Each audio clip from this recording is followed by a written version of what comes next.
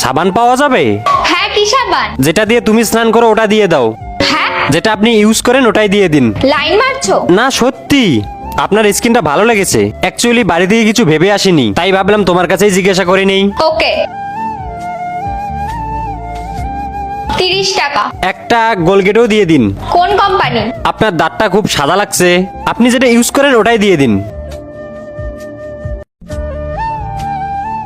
30 আর 20, 50 টাকা।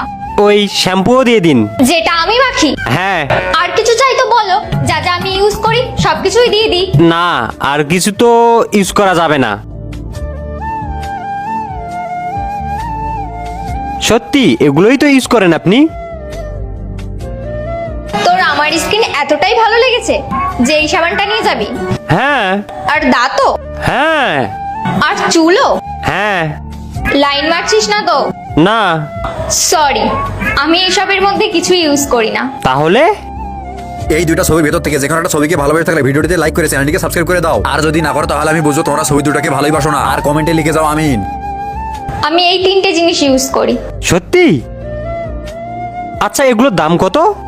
200, 300 আর 50, 550, 500।